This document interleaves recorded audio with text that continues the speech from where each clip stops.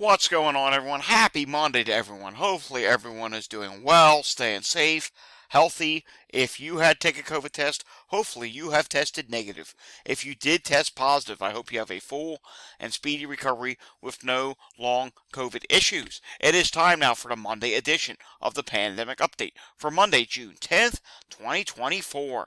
If you're new to my channel, this is where we do the daily pandemic update on all things COVID and any other virus that could be a health threat to you. Let's face it, there's a lot of viruses out there, and each of them we seem to be learning something new about every day, and from time to time new viruses pop up. H5N1, that's been in the news a lot lately, and now that we're headed into summer, our law of COVID around the world is coming to an end, and many places are seeing rising cases. So now more than ever, it's important that you stay informed with what is going on with COVID and all of the other viruses. Want to do that? Just subscribe down below. Hit that notification bell. You'll know when I do my daily videos.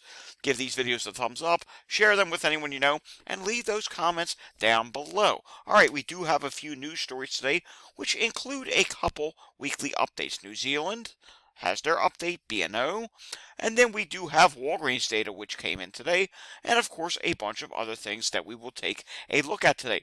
Starting off today with some rather good news out of New Zealand. COVID-19, 5,230 new cases, and 20 further deaths in New Zealand. Not good that they still saw another 20 deaths, but 5,230 cases is lower than last week's number of 6,142 new cases. And remember, they have been seeing a rise for quite some time. Week after week, their cases were going up, and finally it looks like they might have peaked and are now starting to drop, which is some fantastic news. But hospitalizations, they're still up there as well. There were 354 cases in the hospital, and no one was in the intensive care unit, which that is a good thing to report on at this time. Kentucky continues to urge the public to be aware. Whooping cough is continuing to rise in the state of Kentucky, and not just there, it is rising in other places as well in the United States and around the world. Over in England, whooping cough kills eighth baby as their cases continue to surge in England. Matter of fact, they've had nearly 4,800 cases have been recorded so far this year, a sharp rise from 2022 when 858 cases were reported over an entire year. So that is a significant rise just from a couple of years ago. Measles, there's some more news on that. This time it's in New Jersey. Residents are warned of potential measles exposure at a central New Jersey hospital in Plainsboro Township, New Jersey. The New Jersey Health Department is warning residents of potential measles exposure. I did tweet this out, and I will make sure that this gets onto my website. My website is datareport.info, where I archive stuff like this. Cases of measles, people who have tested positive, COVID studies, all kinds of virus outbreaks, all that different stuff. I document it there, so it's archived, so you can go there and go to past news stories. Maybe you're doing some research, maybe you just want to know something. It's easy for you to find that information there, and this will make it there so you can read all the details of when this happened, which it looks like it was back on Saturday, June 1st. You can read all this if we read this all on video here, our videos would just go way too long. All right, the weekly COVID US update. And it's kind of an interesting one. It's not very good, and I do have a note about this update. We'll get to that in just a moment. U.S. weekly COVID update. New cases, 56,233. The average, this is nationally, the average is now 50,104. That is up by 2,734, so it is going up. In the hospital, 1,690. That's up by 50, but again, there's a lot of hospitals not reporting. It's a mixed information. I don't know how they're actually physically coming up with the hospitalization number right now with so few hospitals reporting. I don't know what data they're using. I honestly just don't know. In the ICU, 203, that's up by 19. What they do tell you, but they fail to leave something out here is, and I'll tell you about this, new deaths, 507. That is actually up, and I have it written down here, from 418 last week. That is up by 89, so that is a decent size. I mean, it's not a good thing, but that is I consider that a significant increase in the number of deaths for being, we're only at June 10th, and already we're starting to see the death rise. If you recall, last year, late August into September was when deaths rose, and by late August, or was it the first week in September, we went back above 1,000 again. And here we are early in June and starting to rise again.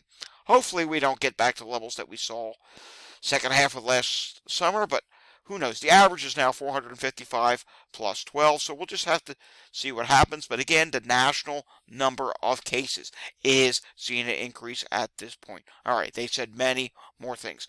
COVID cases increased for a fifth week in a row, with cases going up in 19 out of 26 states, with consistent but limited data. At the same time, COVID levels are still relatively low compared to the winter months. Imagine if we had more data. Imagine if we had full and complete data. You know what? My videos would probably be about 45 minutes long each day. And I mean, they probably would be. In Hawaii, confirmed COVID cases increased by 58% week over week, which was also reflected in hospital admissions. In Puerto Rico, cases have increased 30% week over week. I haven't seen any news stories on Puerto Rico. I'm going to do some research tonight. Maybe I'll be able to find something. I want to know what's going on with the hospitalizations there. If their cases are going up, I wonder, are their hospitalizations starting to go up? Guess we'll have to find out. I'll do some research. Of course, if you know anything, if anybody knows anything, let me know down below. Notably, COVID cases in Florida increased by 50% from the last week. Cases in California went up by 22% and 16% in New York. In Florida, it's summertime. People usually run indoors for the air conditioner. They're going to be running inside for another reason, south of the I-4 corridor from, Tampa Bay area and Orlando, because you're going to get some heavy, maybe even flooding rainfall. More on that in just a moment. Only 37% of hospitals in the U.S. submitted COVID data this week, down from 38% last week and 91% in early May. Actual case numbers and hospitalizations are higher than reported. Obviously, with such few reporting, the goal of this weekly update is to understand the current trend. So that's good. At least they state that. This is the first week since May 5th. With more than 500 new COVID deaths in the U.S. It's also the 221st week in a row with more than 400 new COVID deaths, or nearly 1.2 million deaths during the same period. So far this year, nearly 3.4 million COVID cases have been reported in the U.S., causing 288,087 hospitalizations and 30,295 deaths. So there you have it. There's the thread this week from BNO News and their weekly update. And again, things are going up, and deaths this week were up 89 versus last week's number, and I suspect we're going to gradually see that continue to go up. Hopefully we don't see that rapidly go up, but again, sometimes when we see deaths go up, it indicates that, or when deaths go up a little bit more significant than what we're seeing for hospitalizations, it just shows how limited our data really is. All right, taking a look at the pollen levels for today. Drum roll, please, as I refresh this. A little bit better. 56% of the country is in medium status. We do see some orange in the northeast. Again, take a look at this. Yet again, Oregon, day after day. Is this just stock or something? Or is it really that bad? Orange and red again. Even Washington, some orange. Extreme Northern California, orange. The southeast today, not doing too bad for pollen levels. Let's take a look at what is going on with the air quality levels in the United States as this comes up. And you can see, overall, the majority of the United States is not doing too bad. Couple areas around the Great Lakes, around Buffalo, Cleveland in the yellow, some yellow and orange in the south, but really everyone else doing just fine, aside from California. California is a daily issue. Los Angeles, you have population, you have a lot of pollution there. I'm assuming maybe that's part of the reason of why your air quality just never improves there. All right, taking a look at the update on the heat-related illness map. And we can see that things are continuing to fill in more. More heat-related illnesses now in California, even the Pacific Northwest. It's starting to show up in the Southeast. Look at Florida. A lot of them. Even in the Northeast, Mid-Atlantic regions, much of the country is starting to see at least, most states are now seeing at least one county that is seeing heat-related illnesses, with many states having multiple counties. I mean, look at North Carolina, really starting to fill in. And as we head into later in the week, there's going to be some heat in the Northeast. Brief break over the weekend. The following week is looking really hot for a lot of areas. You want to learn more about what's going on with weather and climate? You can do so by following me on my X account, Climate Data Report, or checking out my other YouTube channel, which is at Climate Data Report, where I just posted today's weather video where I talked about flooding rains that are going to impact Florida. Yes, they could see a ton of rainfall, 10 to 15 inches of rain, maybe even isolated 15 to 20 inches. Yeah, go check that out. If you live in Florida, very important, especially if you live in southern Florida, very important you see that video, because flooding rains are headed your way, and I need you to stay safe from that as well. All right, Philadelphia yesterday, 769 EMS incidents. A live look-in shows things in Montgomery County, Pennsylvania are really busy right now. 15 EMS calls and general, a whole bunch of different things. Respiratory emergency, cardiac emergency, multiple cardiac emergencies, altered mental status, dizziness, syncopal episodes, a lot of things going on right now. And yeah, Chester County, you got stuff going on as well. Falls, sick person, heart problems, syncope, falls again, another falls, abdominal pain, dead on arrival, that's never a good thing. Heart problems, respiratory difficulty. Busy time for the ambulances right now. I can't give you any indicator of what Philadelphia is going to come in with for Monday tomorrow, because I haven't been listening. I will be listening this evening, though. Taking a look now at what is going on for Walgreens this week. This week's Walgreens update. Fortunately, the positivity rate went up yet again. It's showing up at 27.1% this week. The prior week was 22.9%, difference of up 4.2%. It's been steadily going up, and this actually is a little bit of a surprise for me. The number of people who got tested for COVID at Walgreens, it actually went up more than I thought. I thought, well, maybe it's either going to drop a little, stay steady, or just ever so slightly rise. No, it's a decent size increase. 4,213 people got tested, and the prior week was 3,512, as it says here. And just looking at the map, you can see a whole bunch of things are going on right now. Some areas that were rising, like for example California, there's some green there. You've dropped a little bit, but now you're starting to see more red. You're starting to see it in the Great Lakes. You're starting to see it in the Northeast. Let's take a look at a few states. I don't know how many we're going to do, but we'll just do a few states here. Pennsylvania, this is not good. 20% positivity rate. The prior week was 14%. That's a difference of up 6%. Testing's flat week over week. 50 tests versus 50. And let's find somewhere where testing went up. What's going on in New York State? Well, testing did not go up here. New York State, 39.2% positivity rate for COVID this week, 32.4% last week. That's a difference of up 6.8%. And I think this probably is a case increase. 97 versus 102 tests. That's not all that big of a testing drop. Again, you have millions of people in New York State, so you're not doing much testing to begin with. Let's go down to Florida. Is testing going up there? Ha. Testing did go up in Florida, but at the same time, the positivity rate still rose. It's summertime in Florida. 29.7% positivity rate this week. The prior week was 26.5%. Difference of up 3.2%. Total test, 734 versus 593. Let's go somewhere now where the positivity rate is dropping. Arkansas, 18.8% this week. The prior week was 23.5%. So this is legitimately down by 4.8%. And testing's down as well, 16 versus 17. So that indicates some good news. Illinois, what's going on there this week? Your testing went up significantly. Take a look at that.